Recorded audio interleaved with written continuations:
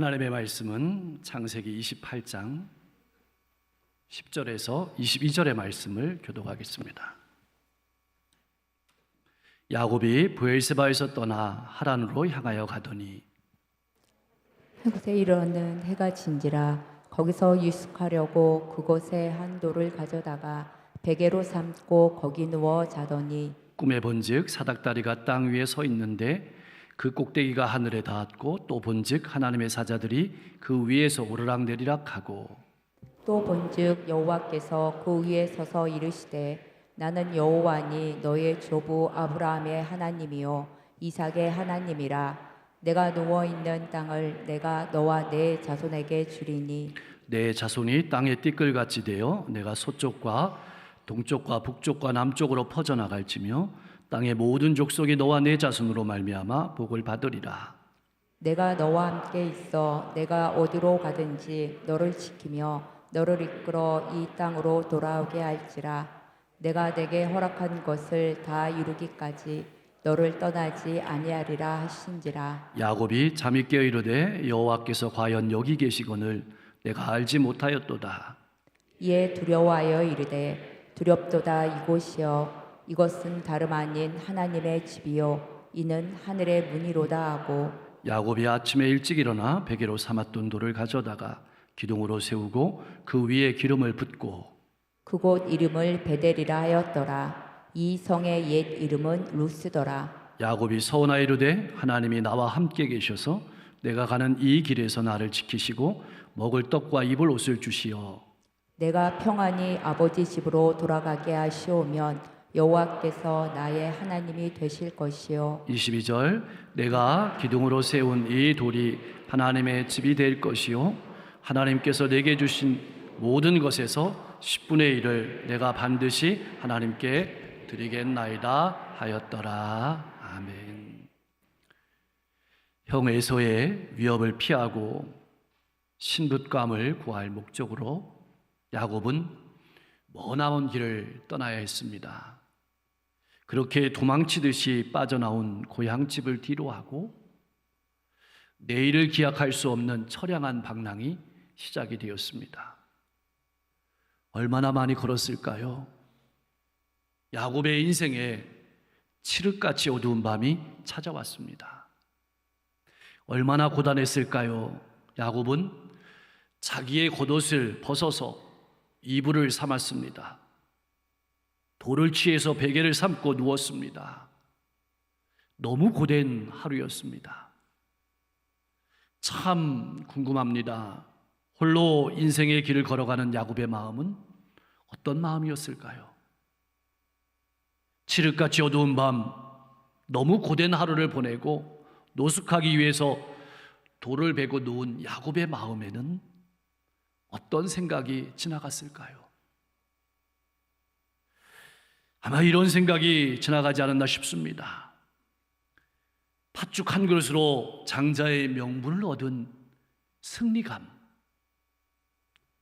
아버지를 속이고 축복을 가로챈 일에 대한 죄책감, 무사히 목숨을 건지고 도망친 일에 대한 안도감, 외삼촌째 하란까지 수천리 길을 걸어야 되는 데 대한 여행에 대한 불안감, 앞으로 어떤 일이 펼쳐질지 모르는 것에 대한 미래에 대한 불안, 그리고 사랑하는 어머니와 헤어진 것에 대한 고독감이 야곱의 마음을 지나갔을 것입니다. 그 속에서 과거의 인생이 주마등처럼 빠르게 지나가고 있었던 것입니다. 칠흑같이 어두운 밤, 고단한 삶을 지나는 여러분의 마음 속에는 무엇이 지나고 있습니까? 그 두렵고 미래가 보이지 않는 어두움의 한가운데로 하나님께서 찾아오셨습니다. 잠이 든 야곱은 꿈을 꾸었습니다. 꿈에 보니까 사닥다리가 땅 위에 서 있는데 그 꼭대기가 하늘에 닿았습니다. 그리고 그 사다리를 하나님의 사자들이 오르락 내리락 하고 있었습니다. 그리고 그 위에는 하나님께서 계셨습니다. 하나님께서 찾아오셨고 하나님께서 하늘의 문을 열어주셨고 하나님께서 야곱의 인생을 만나 주셨습니다. 사닥다리는 하나님과 죄인된 인간 사이를 연결하는 영적인 다리를 의미합니다. 바로 예수님께서 우리의 사닥다리가 되십니다. 하나님께서는 예수 그리스도를 통해서 우리를 만나주시고 우리를 구원하시고 우리 인생의 문을 여시고 우리를 축복하십니다. 사랑하는 성도 여러분, 교회란 어떤 곳일까요? 바로 예수의 생명을 가지고 찾아가는 사람들이 모인 곳이 교회입니다. 하나님의 사랑으로 찾아가는 사람이 성도입니다. 나는 어떤 신앙인입니까? 찾아가는 신앙인입니까? 아니면 찾아오기를 기다리는 신앙인입니까? 신앙인은 찾아가는 사람임을 절대로 잊지 마십시오. 우리가 새가족이 오면 새가족이 일어납니다. 우리가 일어나는 것은 새가족이 우리를 찾아오고 인사하는 것이 아니라 우리가 새가족을 맞이하러 찾아가고 손을 내미는 것입니다. 그것은 우리 보건이 갑장단도 마찬가지입니다. 왜냐하면 그것이 신앙이기 때문입니다. 하나님께서 그렇게 우리를 찾아오셨고 우리를 하늘의 문을 열어주셨고 우리를 만나 주셨기 때문에 그렇습니다. 바로 그 사닥다리 위에서 하나님이 계셨습니다. 그 하나님이 자신을 소개하면서 야곱에게 이렇게 축복하시는 겁니다. 13절에서 15절의 말씀입니다. 우리 같이 한번 읽어보겠습니다. 또 본즉 여호와께서 그 위에 서서 이르시되 나는 여호와니 너의 조부 아브라함의 하나님이요 이삭의 하나님이라. 내가 누워있는 땅을 내가 너와 내 자손에게 주리니 내 자손이 땅의 띠끌같이 되어 내가 서쪽과 동쪽과 북쪽과 남쪽으로 퍼져나갈지며 땅의 모든 족속이 너와 내 자손으로 말미암아 복을 받으리라. 내가 너와 함께 있어 내가 어디로 가든지 너를 지키며 너를 이끌어 이 땅으로 돌아오게 할지라. 내가 네게 허락한 것을 다 이루기까지 너를 떠나지 아니하리라 하신지라. 아멘. 하나님께서 야곱과 함께 하시고 하나님이 야곱을 축복하시고 반드시 말씀을 이루신다고 약속하셨습니다. 무엇보다 가장 큰 축복은 야곱으로 말미암아 천하 만민이 복을 얻는 것입니다. 여러분 기억하십시오. 잊지 마십시오. 야곱의 하나님이 나의 하나님이 되십니다. 나와 함께 하시고 나를 축복하시고 나로 말미암아 천하 만민이 복을 얻게 하시는 겁니다. 여러분 이 말의 깊은 의미는 내가 미워하는 사람 또 내 마음에 들지 않는 사람도 나로 말미암아 복을 얻을 것이다. 그렇게 말씀하시는 겁니다. 사랑하는 성도 여러분, 무엇이 우리의 소망일까요? 하나님이 우리의 소망입니다. 하나님께서 우리 인생에 찾아오시고 우리 인생을 열어주시고 우리 인생을 만나 주셨기에 우리 인생이 소망이 있는 인생이 되는 것입니다. 여러분 도대체 야곱이 어떤 사람입니까? 어머니 품속에 살았던 사람입니다. 어머니가 자신을 지켜줄 줄 알았습니다.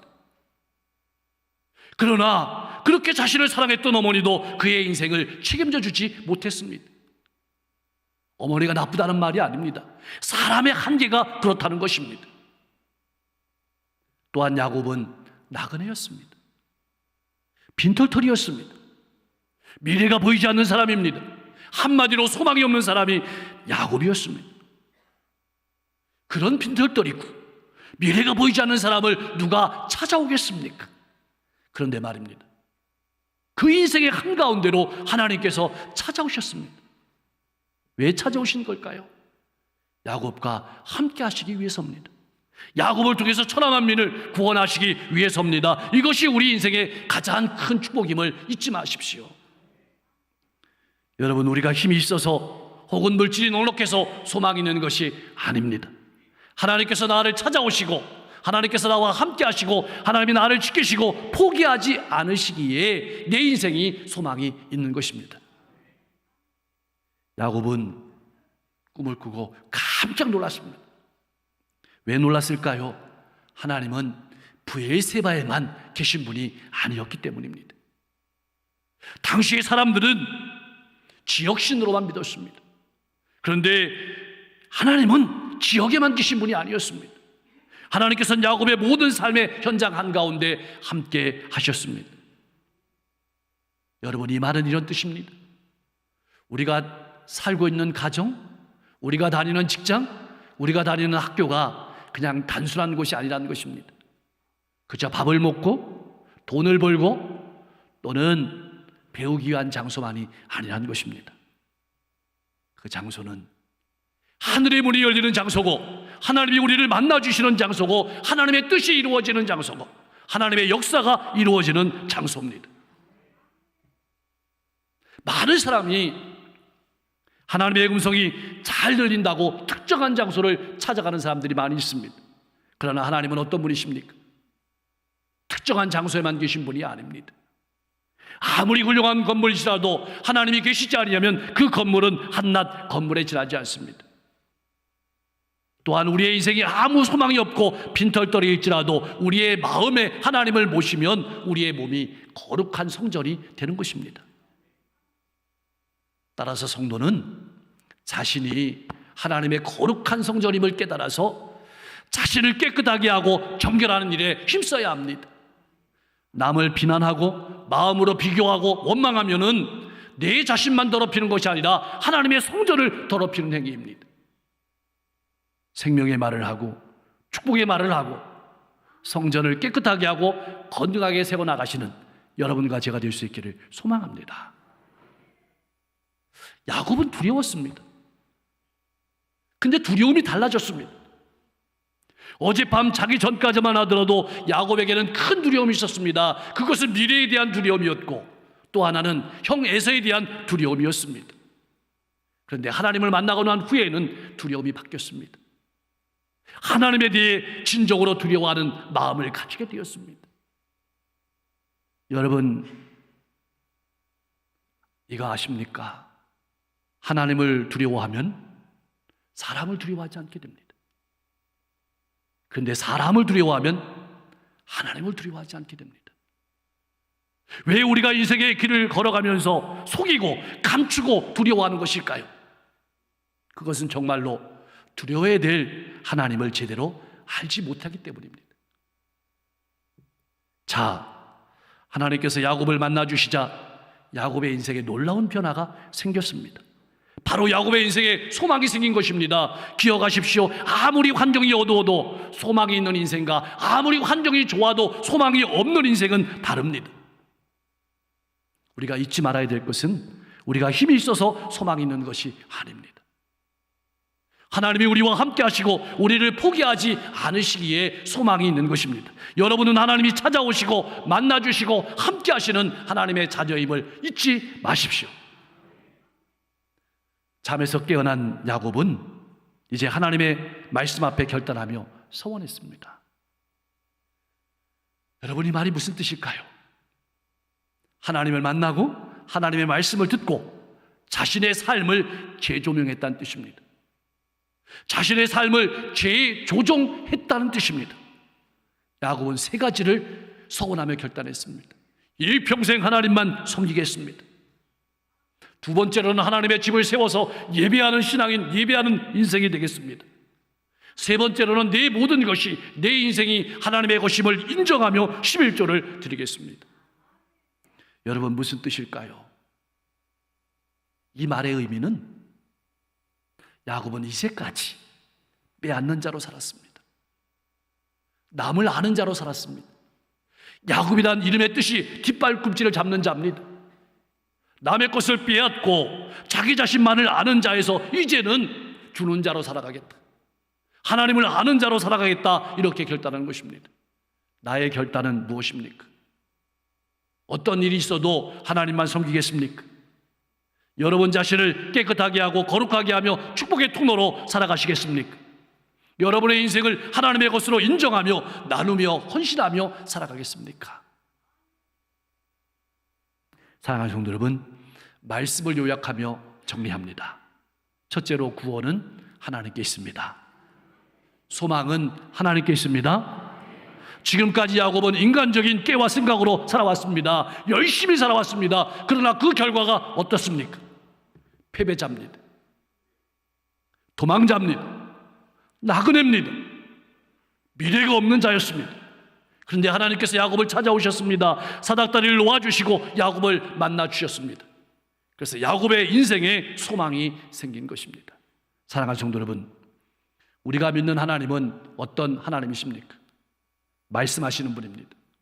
열어주시는 분입니다. 이루어주시는 분입니다.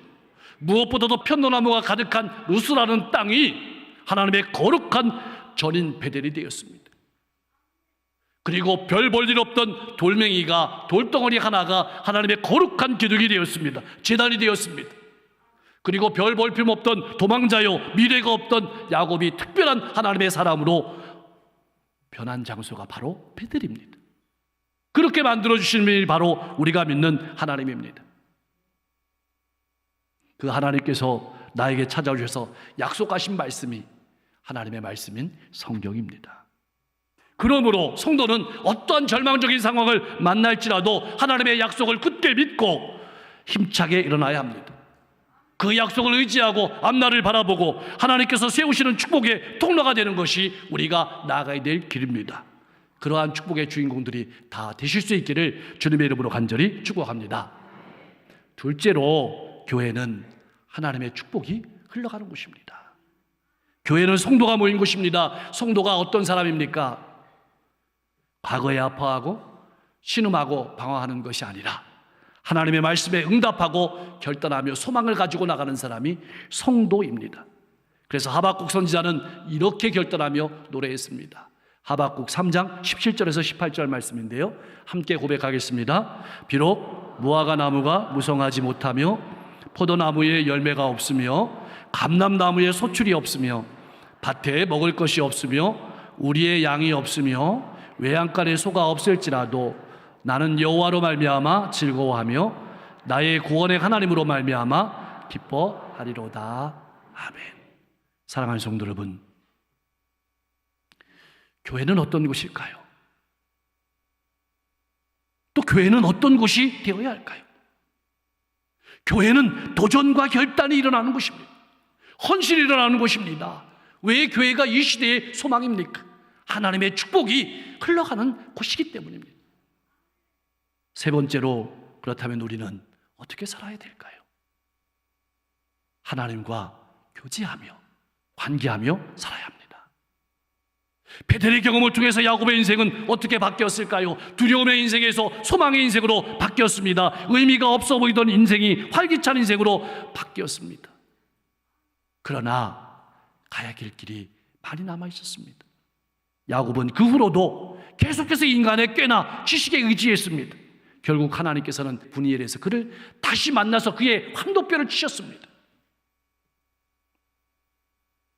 베델에서 나와 함께 하시고 지키시고 인도하시는 하나님을 만났다면, 그래서 소망을 얻었다면, 분이엘에서는 내가 죽고 하나님께서 사시는 인생으로, 내가 죽고 가정과 이웃을 살리는 인생으로 바뀌었던 것입니다. 그래서 그의 이름이 야곱에서 이스라엘로 바뀐 것입니다. 이제는 우리 차례입니다. 자, 그렇다면 하나님과 교제하며 하나님과 관계하며 살아가는 사람은 어떻게 변해야 되는 것일까요? 먼저 삶의 방식이 바뀌어야 됩니다. 야곱은 이름 그대로 남을 이겨서 승리를 거두는 삶을 살아왔습니다. 그것을 복으로 생각했습니다. 그것을 복으로 알았습니다. 그런데 남을 이겨서 승리하는 방식으로는 결코 축복을 누릴 수 없습니다. 남에게 고통을 안기는 방식으로는 결코 축복을 얻을 수가 없습니다. 남을 이기는 방식이 아니라 내가 죽고 하나님께서 사시는 인생으로 우리의 삶이 변해야 합니다. 사랑하는 성도 여러분, 이제는 우리 차례입니다. 삶에 실패가 있습니까? 감추고 싶은 과거가 있습니까? 미래가 보이지 않습니까? 걱정하지 마십시오. 두려워하지 마십시오. 하나님께서 나와 함께 하십니다. 인도하십니다. 구원의 열매를 거두십니다. 과거의 아픔에 낙담하지 마시고 하나님께서 여시는 미래를 향해 도전하십시오. 결단하십시오. 내가 죽고 하나님께서 일하시도록 여러분을 내어드리십시오. 야곱을 통해서 온 가족이 구원을 얻고 천하만민에게 복이 흘러간 것처럼 여러분을 통해서 놀라운 하나님의 축복이 가정과 일터와 이웃과 우크라이나와 세계 열방으로 흘러갈 수 있기를 주님의 이름으로 간절히 축원합니다. 기도하겠습니다.